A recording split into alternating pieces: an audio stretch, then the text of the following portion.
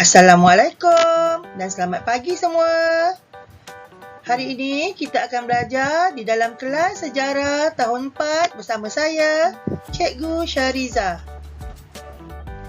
Kita akan sambung semula pelajaran kita yang lepas iaitu Unit 2, Saya dan Keluarga. Baiklah murid-murid semua, sebelum ini kita telah belajar mengenai biodata diri dan keluarga asas keluarga kembangan. Pada hari ini kita akan sambung di bahagian peranan anggota keluarga dan perkembangan diri mengikut garis masa. Setiap anggota keluarga mempunyai peranan masing-masing. Hubungan dalam keluarga bertambah erat jika setiap anggota keluarga menjalankan tanggungjawab mereka dengan baik. Mari kita lihat peranan ibu bapa terhadap keluarga. Yang pertama, menyara keluarga.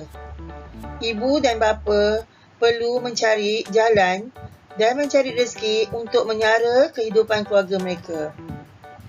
Yang kedua, dengan memberi kasih sayang. Yang ketiga, menjaga keselamatan diri, keluarga dan harta benda. Yang keempat, sebagai ibu bapa, mereka perlu menyediakan segala keperluan asas untuk keluarga mereka. Yang kelima, menjadi contoh teladan yang baik. Ibu bapa perlu menunjukkan contoh dan sikap yang baik terhadap anak-anak agar dapat dijadikan teladan oleh anak-anak. Dan yang keenam, ibu bapa perlu memberikan pendidikan yang sempurna.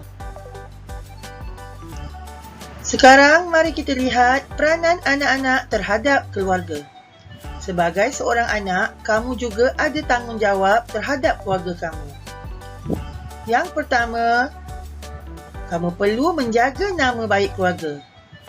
Kamu perlu pastikan kamu melakukan perkara-perkara yang baik yang boleh membanggakan keluarga dan tidak melakukan perkara-perkara yang tidak baik yang dapat mencemarkan nama baik ibu bapa dan ahli keluarga kamu yang lain.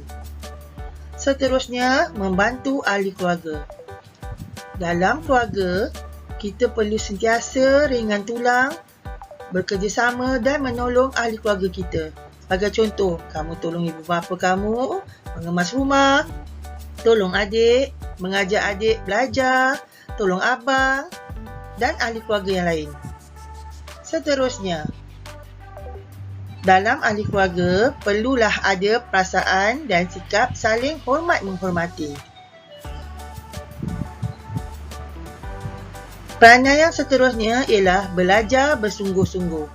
Sebagai anak, apa yang kamu perlu buat sekarang ialah dengan belajar bersungguh-sungguh. Pastikan kamu berjaya dalam pelajaran dan dapat membalas jasa ibu dan bapa kamu satu hari nanti. Dan yang paling penting, kamu perlu mendengar nasihat ibu bapa kamu. Kita beralih ke bahagian terakhir iaitu perkembangan diri saya. Apa itu perkembangan diri? Perkembangan diri ialah catatan atau rekod mengenai perubahan diri yang melibatkan peristiwa penting yang melibatkan diri kamu sendiri atau peristiwa bersejarah dalam keluarga. Perkembangan diri boleh direkodkan dalam bentuk catatan iaitu bertulis. Ia boleh disimpan dalam diary ataupun dijadikan sebagai jurnal. Dan sekarang dengan zaman teknologi, kamu juga boleh rekodkan perkembangan diri kamu menggunakan peralatan seperti kamera dalam bentuk visual. Ia boleh disimpan dalam bentuk gambar ataupun video. Ia boleh digambarkan dalam bentuk garis masa. Garis masa ialah turutan peristiwa mengikut tarikh dan masa.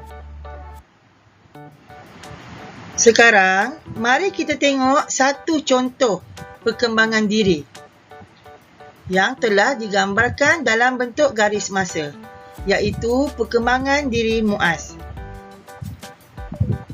Yang pertama, pada tahun 2011, Muaz telah dilahirkan di Hospital Sultan Ismail, Johor Bahru.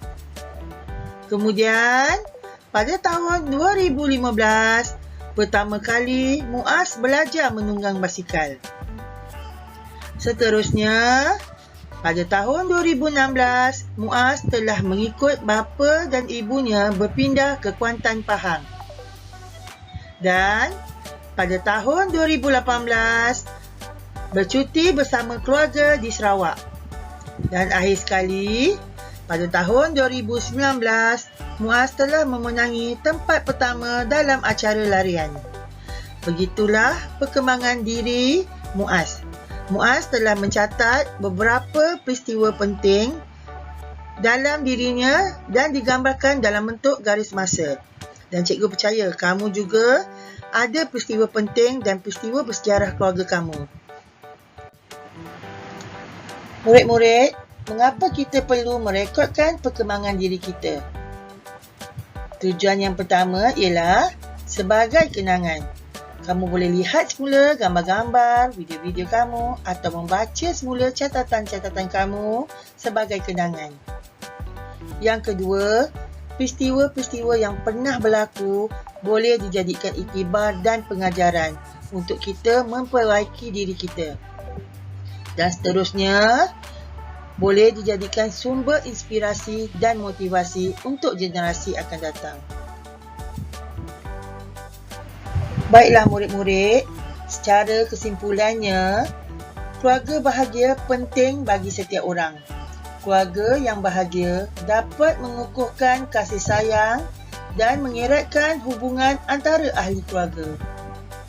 Kita juga memerlukan keluarga untuk mendapatkan nasihat dan pertolongan. Kita tak boleh hidup seorang. Keluarga yang bahagia penting bagi melahirkan generasi yang bersopan dan berbudi bahasa. Inilah keistimewaan mewujudkan keluarga yang bahagia. Kebahagiaan dan kesejahteraan sesebuah keluarga bergantung pada peranan setiap anggota ahli keluarga agar dapat mewujudkan keluarga yang harmoni. Baiklah murid-murid, itu saja untuk hari ini. Semoga bertemu di kelas yang akan datang.